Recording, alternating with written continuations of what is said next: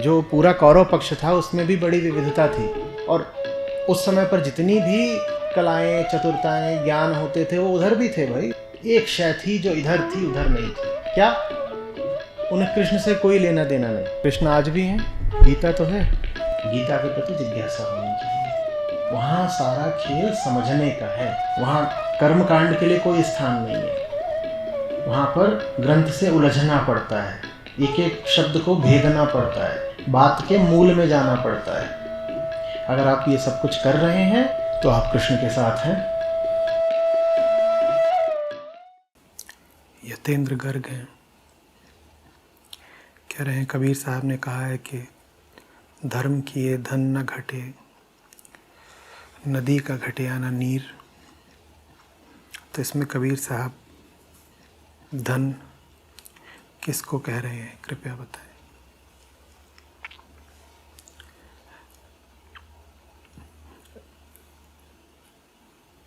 यतेंद्र, जीव को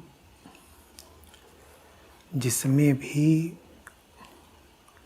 धन्यता मिले, जिसमें भी उसका कल्याण निहित हो,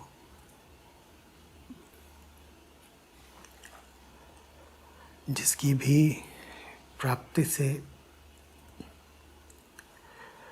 उसे मुक्ति मिले, उद्धार मिले, वही धन है उसके लिए। धन को दो विभागों में मत बांट देना। ये मत कह देना कि भौतिक संपदा आध्यात्मिक संपदा से अलग होती है, अलग नहीं होती।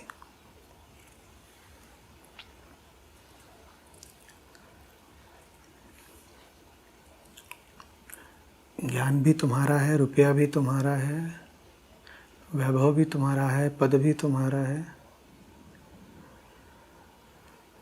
मुक्ति भी तुम्हारी ही है। जो कुछ तुमको मुक्ति की ओर ले जाए सो हुआ धन। सुसंगत ले जाती है तुम्हें मुक्ति की ओर, सुसंगति धन है। ज्ञान ले जाता है मुक्ति की ओर, ज्ञान धन है। और किन्हीं परिस्थितियों में कुछ सीमा तक अगर तुमको रुपया पैसा ले जाता है मुक्ति की ओर, तो रुपया पैसा भी सही अर्थों में धन ही है। फिर कह रहा हूँ, दो हिस्से मत कर देना धन के। ये मत कह देना कि पार्थिव धन एक होता है और पारमार्थिक धन दूसरा होता है। जो तुम्हारे उपयोग का हो सो धन, जो कुछ भी तुम्हारे उपयोग का हो सो धन। प्यासे को धन पानी है, अज्ञानी को धन ज्ञान है,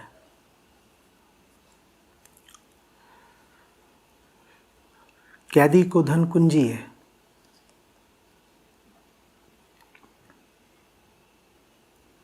धन क्या है तुम्हारे लिए, वो सीधे सीधे इस पर निर्भर करता है कि तुम्हारी अवस्था क्या है, क्या बनाए बैठे हो अपने आप को।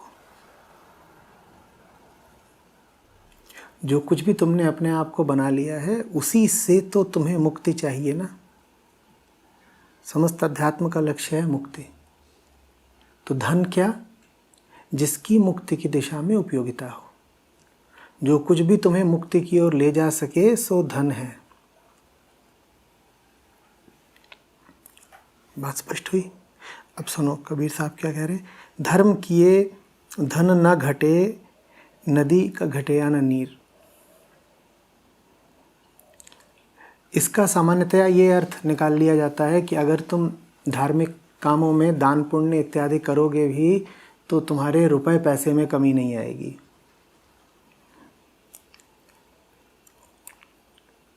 जो लोग तुमसे दान इत्यादि पाने के अभिलाषी होते हैं वो तुम्हारे सामने आकर कुछ ऐसी ही बातें बोलते हैं।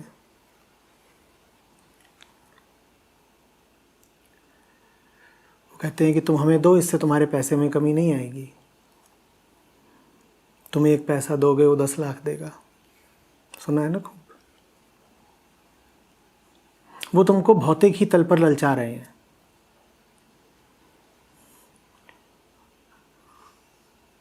वो तुम्हें धन की वास्तविक व्याख्या की ओर तो ले ही नहीं जा रहे। धन का असली अर्थ क्या है ये तो तुमको दिखा ही नहीं रहे। तुम्हारे मन में धन की एक विकृत छवि है, वो उसी छवि को और पगाड़ किए दे रहे हैं। तुम्हें लग रहा है धन वो जो जेब में होता है, जो बैंक में होता है इत्यादि, और वो तुम्हारी ही इस धारणा को, इस छवि को सत्यापित करते हुए कह रहे हैं कि देखो तुम्हारी जेब में अगर 1000 है तो उसमें से 100 हमको दे दो, 100 देने से कमी नहीं आएगी, 100 की जगह 400 लौट के आएगा। और तुम कह रहे हो ठीक। तुम में धन के प्रति कामना, लालच तो था ही, उन्होंने उसको और बढ़ा दिया है। इस मुद्दे पर तो बात ही नहीं उठी, रोशनी ही नहीं डली कि तुम्हारी जेब में जो धन है उसकी तुम्हारे लिए वास्तविक उपयोगिता क्या है। और हम पहले से ही नहीं कह सकते कि उसकी उपयोगिता है या नहीं है, जांच करनी पड़ेगी। जेब में पड़ा हुआ धन, बैंक खातों या घर में रखा हुआ धन किसी के लिए बहुत उपयोगी भी हो सकता है और किसी के जीवन का बोझ भी हो सकता है। दोनों ही बातें संभव हैं। कोई एक धारणा नहीं बनाई जा सकती। वो तो निर्भर इस पर करता है कि तुम कौन हो और तुम्हारे बंधन क्या है। तुम्हारे बंधनों को काटने के लिए अगर रुपए की ज़रूरत है तो रुपया तो आध्यात्मिक वरदान हुआ, और कहीं अगर ऐसा है कि वो रुपया ही तुम्हारा बोझ है तो आग लगे ऐसे रुपए को। सबसे पहले ये जानना ज़रूरी है कि हम कौन हैं, ज़िंदगी कैसी चल रही है और इस ज़िंदगी में हमारे दुख क्या हैं, उन दुखों का कारण क्या है। एक बार तुम जान गए तुम्हारे दुख क्या है, दुखों का कारण क्या है, फिर तुम ये भी जान जाओगे कि उन दुखों को हटाया कैसे जा सकता है। तुम्हारे दुखों को, तुम्हारे बंधनों को हटाने में जो कुछ भी तुम्हारी मदद करे, मैंने कहा उसी का नाम है धन। तो कभी धन ये भी हो सकता है, कभी धन्यता इसमें भी हो सकती है कि तुम और कमाओ, खूब कमाओ, और कभी धन्यता इसमें भी हो सकती है कि जो कुछ कमाया है उसको त्याग ही दो। वो निर्भर करता है, कोई एक धारणा मत बना लेना। बात समझ में आ रही है? अब कबीर साहब कह रहे हैं धर्म किए धन न घटे। जब धन है ही वही जो तुम्हें मुक्ति की ओर ले जाता है, तो फिर तो धर्म और धन एक हुए। धर्म बढ़ेगा तो धन बढ़ेगा, और धर्म घटेगा तो धन घटेगा।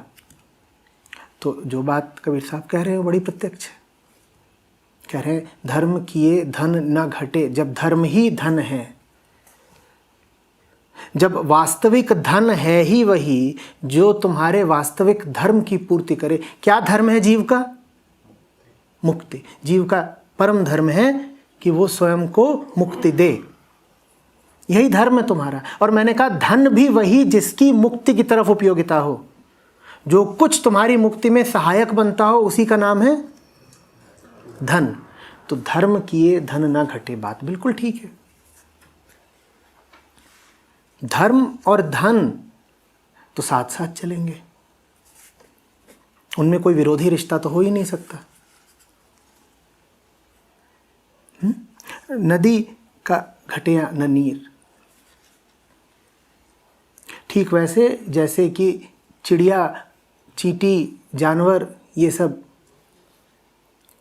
पानी पी जाए तो नदी का जल घटता नहीं है, वैसे ही धर्म किए धन घटता नहीं है। बल्कि बात इससे भी कहीं आगे की है। बहुत सारे जानवर लगा दिए जाएं तो नदी का जल हो सकता है घट भी जाए। नदी के नीर में तो घटोत्तरी एक बार को संभव भी है। धर्म से धन की हानि संभव नहीं है।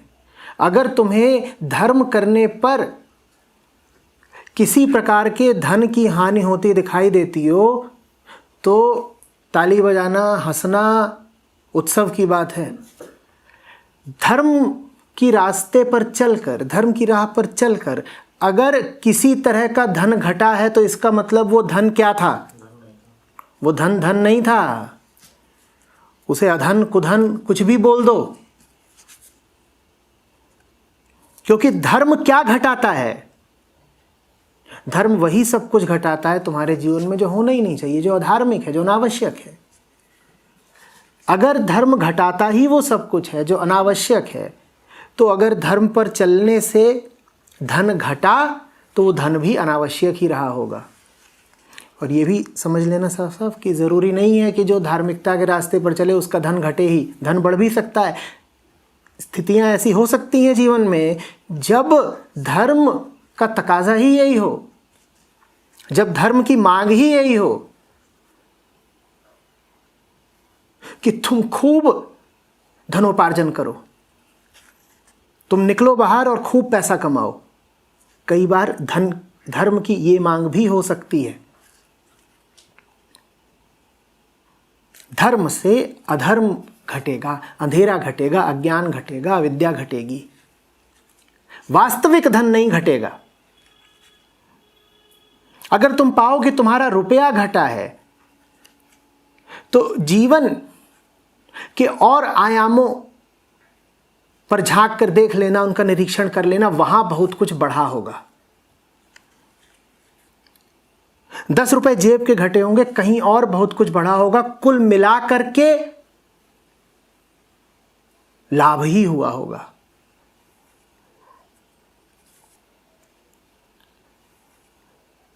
समझ में आ रही है बात?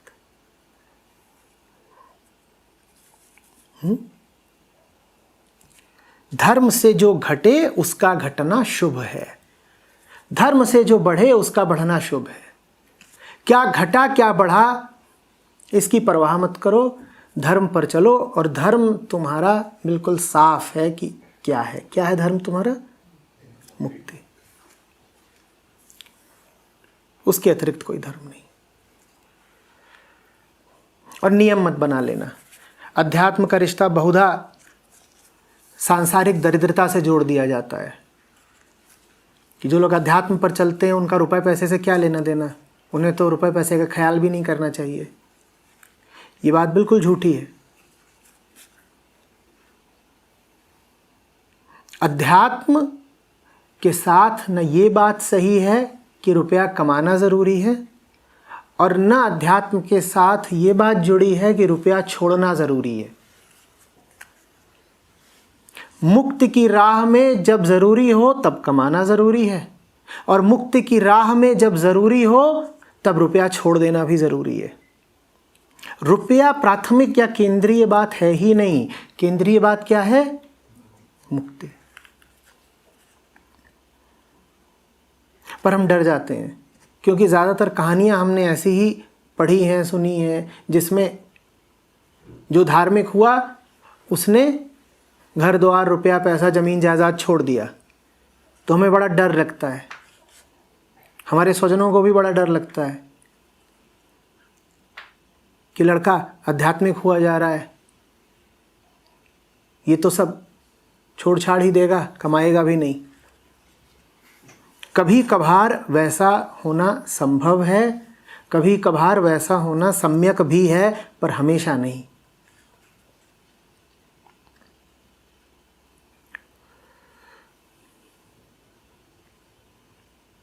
किसी बुद्ध के लिए, किसी महावीर के लिए उसकी संपत्ति, उसका राजमहल बोझ जैसा ही है। उसके लिए आवश्यक हो जाता है कि धन को छोड़ दे। किसी बुद्ध को मुक्ति की तरफ ले जाएगा धन का त्याग। वो बात बुद्ध पर लागू होती है, क्योंकि बुद्ध के लिए धन क्या था? बोझ बन गया था।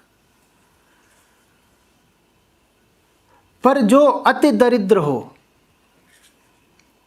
जो मांग के खाता हो, जो निर्भरता में जीता हो,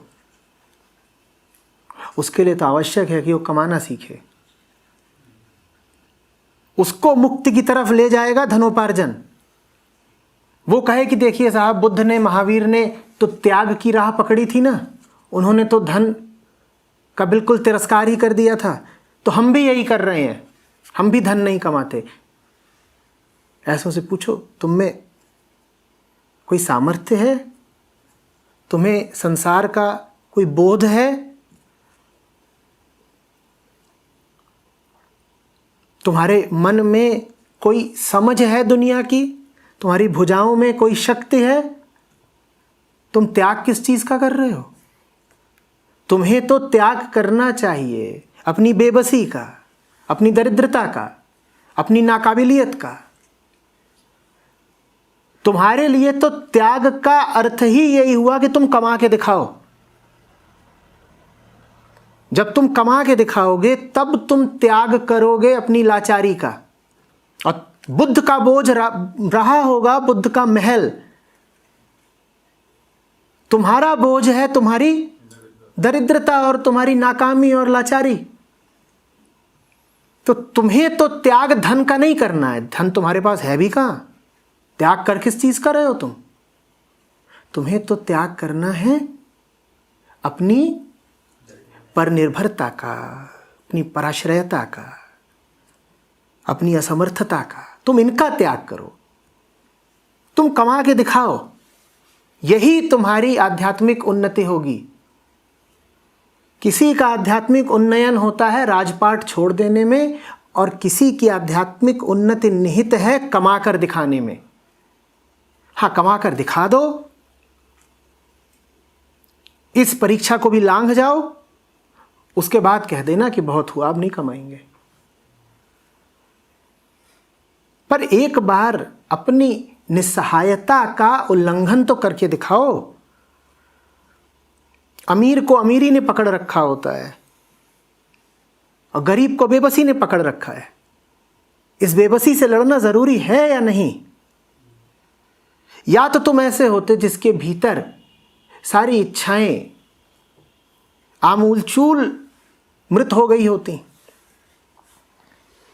या तो तुम ऐसे होते जो कामनाओं के और भ्रमों के पार निकल गया होता। ऐसे तो तुम हो नहीं। खाने की, कमाने की इच्छा तो तुम में मौजूद है। हाँ, तुमने उस इच्छा का दमन कर रखा है। खेल में बार बार हार रहे हो तो कह देते हो हमें खेल खेलना ही नहीं है। पर अगर तुम जीत सकते तो खेलने की इच्छा तो तुम में अभी भी मौजूद थी। ऐसा तो नहीं है कि वो इच्छा मौजूद नहीं है, पर उस इच्छा पर भारी पड़ जाती है तुम्हारी असमर्थता। तो तुम्हारे जीवन में तो तुम्हारा सबसे बड़ा बंधन तुम्हारी असमर्थता है ना, उसको जीत कर दिखाओ ना। हाँ, एक बार अपनी असमर्थता को जीत लो, उसके बाद तुम्हें इस बात के प्रति सचेत रहना पड़ेगा कि कहीं धन तुम्हारा बोझ ना बन जाए।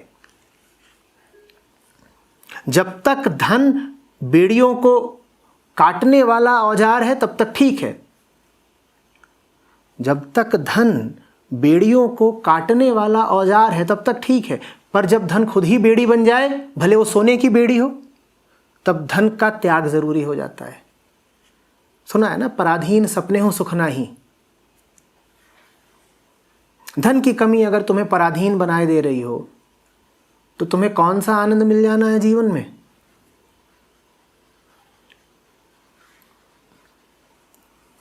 मैं फिर दोहरा रहा, या तो तुम ये कह दो कि तुम ऐसे हो गए हो जिसे ना रोटी चाहिए, ना कपड़ा चाहिए, ना मकान चाहिए, जिसकी समस्त कामनाएं तिरोहित हो गई हैं। ऐसे हो क्या तुम? ऐसे हो नहीं। बस ये होता है कि धन की कमी की वजह से पराधीन हुए फिरते हो, क्योंकि इच्छाएं हैं। उन इच्छाओं की पूर्ति जब तुम स्वयं नहीं कर पाते तो दूसरे के आगे हाथ फैलाते हो।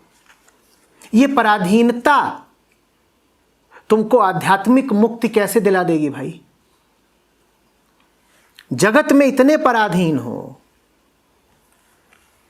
किस लोक में स्वाधीन हो जाओगे?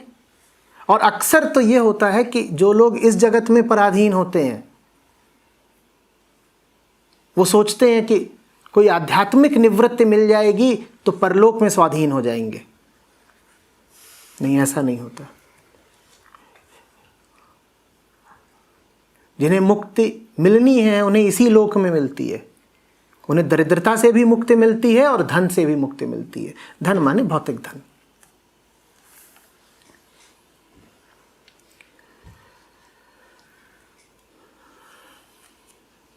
आ रही बात समझ में? धन देखो क्या है, आदमी के संचित श्रम को धन कहते हैं।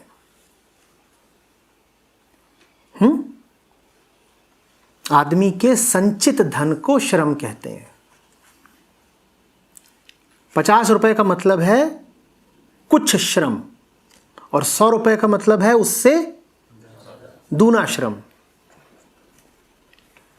इसी श्रम पर तो तुम्हारी सारी आशा टिकी है ना मुक्ति की।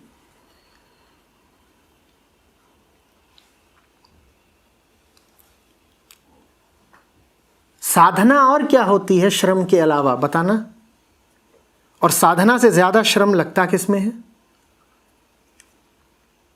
जो धन के काबिल नहीं वो साधना के काबिल कैसे हो जाएगा? धन कमाने के लिए भी श्रम चाहिए, साधना के लिए भी श्रम चाहिए।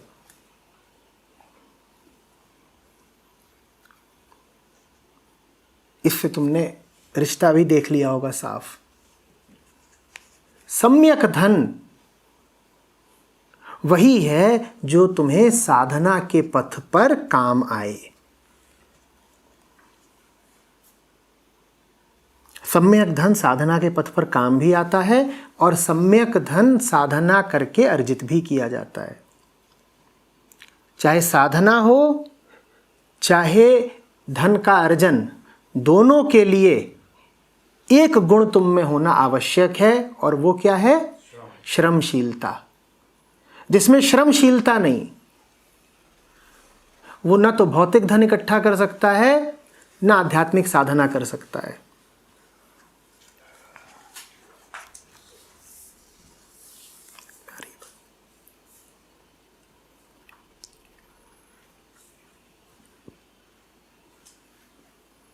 श्रम करना सीखो।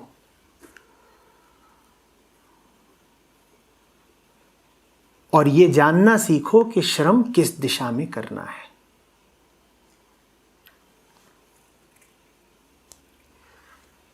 सही दिशा में किए हुए श्रम को ही कहते हैं आध्यात्मिक धन। कबीरा धो सो धन संचिए जो आगे को होए। इसीलिए संतों ने अक्सर परमात्मा को धनी साहब कह के संबोधित किया है। कबीर साचा सूरमा लड़े धनी के हेत। परमात्मा कौन? वो जहां समस्त धन्यता का निवास है।